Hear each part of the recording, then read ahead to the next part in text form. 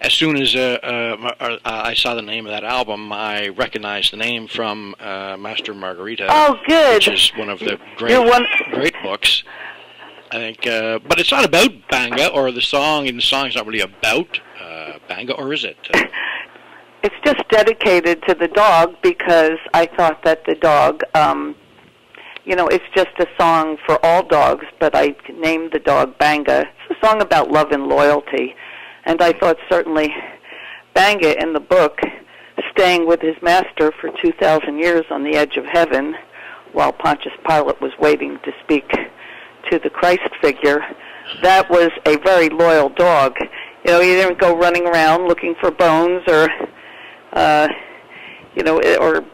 leaving his master behind when he got bored. He just stayed steadfast, and I thought that was such a beautiful story.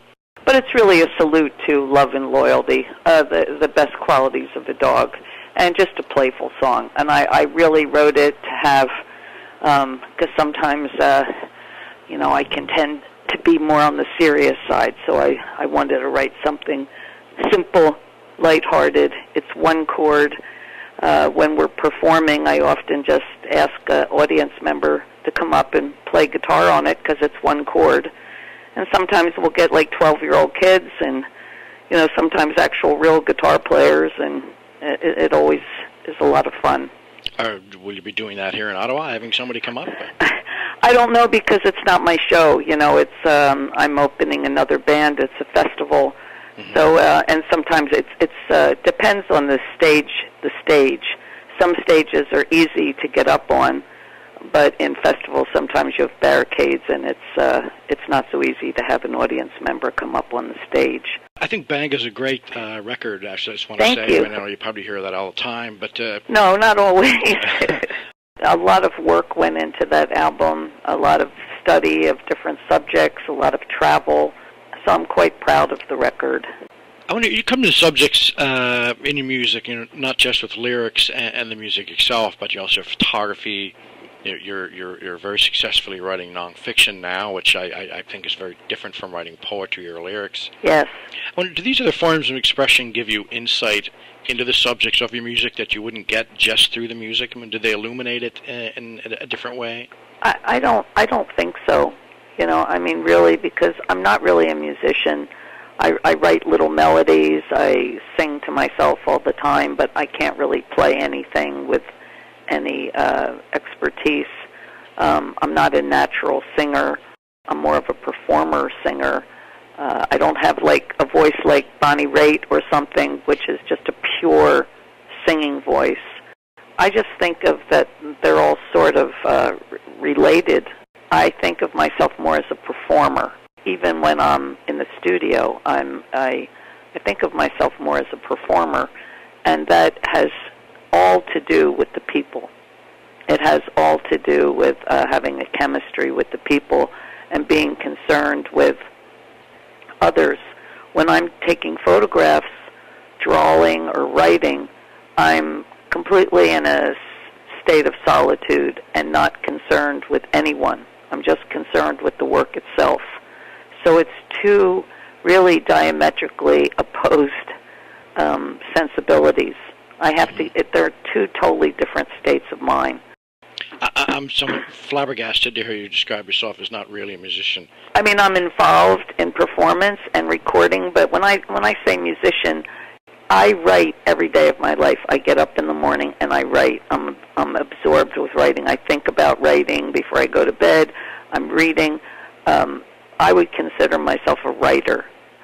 My husband was a musician, and he was absorbed with music. His head was always filled with music. His ideology was musically arrayed. He transformed all of his ideas musically. So, and he played all kinds of instruments. To me, he was a musician. If one used the term musician loosely, I guess I could be part of it, but I'm not belittling my abilities. I'm just simply saying that I'm not a natural-born musician. It doesn't occupy the greater part of my consciousness. I'm more of a natural. I don't have any stage fright, no fear of the people. I'm happy to go up on the stage, sing them a little song or tell them a little story. It doesn't matter to me whether they're moved by a story, a poem, or a song, as long as I'm connecting with them. Our shows are not prepackaged.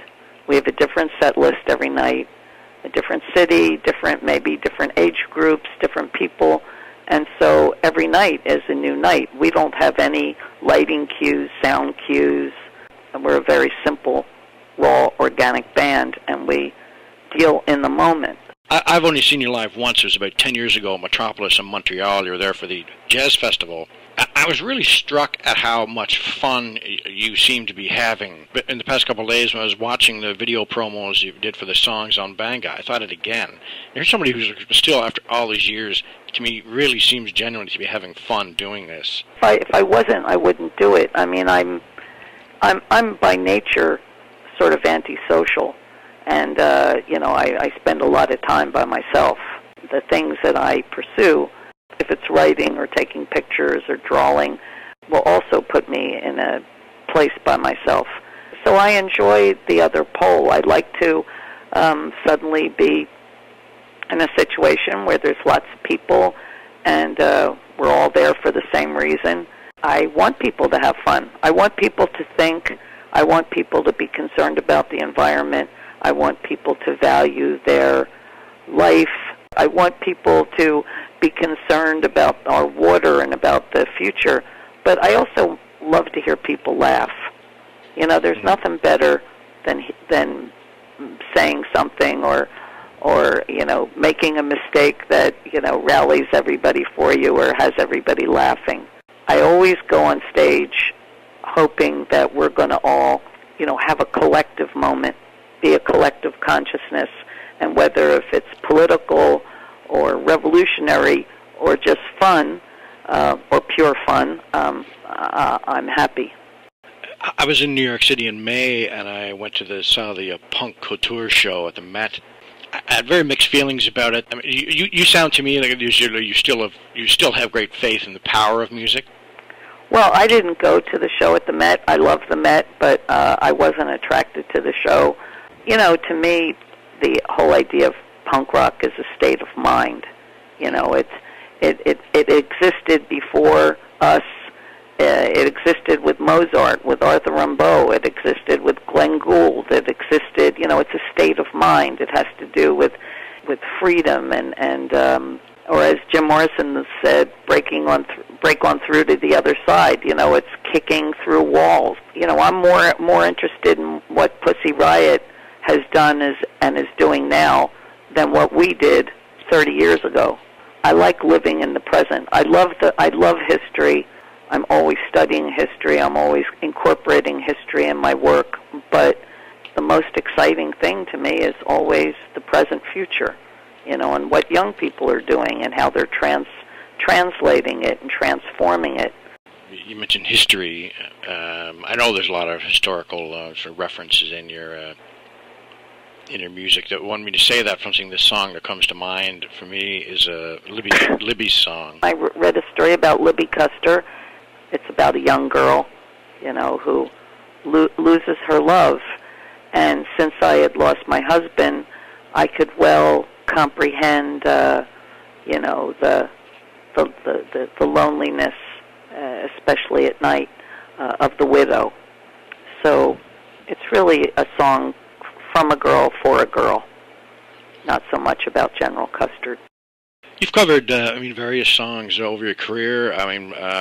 Starting with Gloria, obviously, but also When Doves Cry and Until the End of the World. Are you experienced? Are you experienced? Yeah, and and after the Gold Rush, how does one get your attention? Is there something that? It's usually lyrics. It's usually lyric-based, but with Neil's songs, for instance, I love singing Neil's songs because I can sing in his key. Even though our voices are much different, I can sing in his key. His songs are really easy for me to sing. There's a lot of songs that I would love to sing, but I don't have the right voice, and I can't find a way to sing it. There's lots of songs that I try to sing with my band, a cover song, and then I'll find that I just can't do it, that the singer who did it the best, and I can't really bring anything new to it. I don't think I'm a great singer, but I do sing, and I hear songs that appeal to me. I remember when I heard Bonnie Raitt sing I Can't Make You Love Me. I was in a supermarket and I started crying, not just because of the poignancy of the song, but the clarity of her voice. I'm trying to think if there's anybody else who could say they've won the National Book Award and been inducted into the Rock and Roll Hall of Fame. I don't know. I don't think so.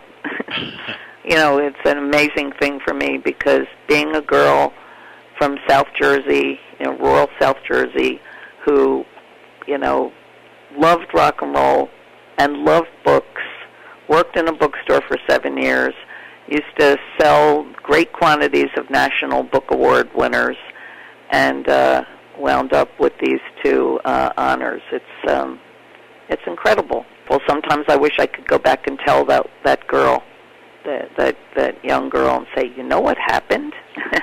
I read so many biographies of starving poets and artists and people, you know, from Van Gogh to William Blake to Rimbaud, and all of these artists and poets who either died young or were never recognized in their lifetime, or semi-starved to death. And I thought, well, I'm ready to do that. I'm ready to do that for art.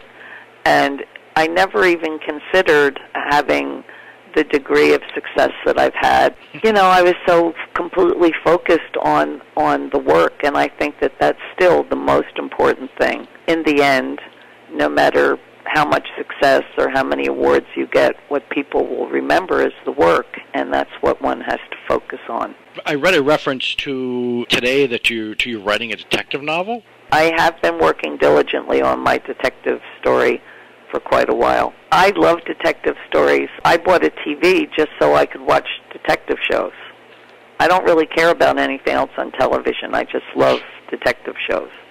While I was watching, one thing I do every day is record a Law and Order, and I was watching one, I remember about 6 months ago, and I mean, you know what I'm going to say. There was all of a sudden there was a person on, and I thought, is that Patti Smith? And I thought, yeah, I'm certainly no actress, but I really, that was thrilling for me because I loved that show. I loved Criminal Intent. I loved Vincent D'Onofrio, and I loved his partner. He invited me to come to some of the tapings, and I just was enthralled. And then they just decided to give me a scene. So, you know, and Vincent coached me, and I was thrilled. It was really fun. But I'm well aware that I'm no actress. We keep all our set lists in case we return to the same city to try to make sure we bring new songs into the mix.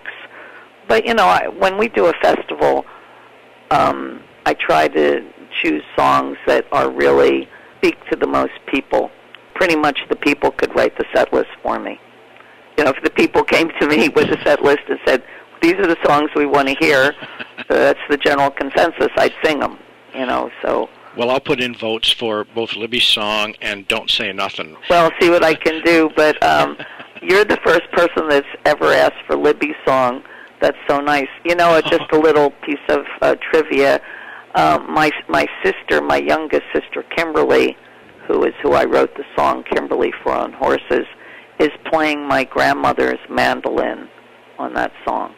I wrote it, and it was three girls. It was a friend of mine who plays fiddle, and my sister and I, and it was recorded live. Well, it's one of my favorites, so Oh, I'm so glad. Well, got somebody.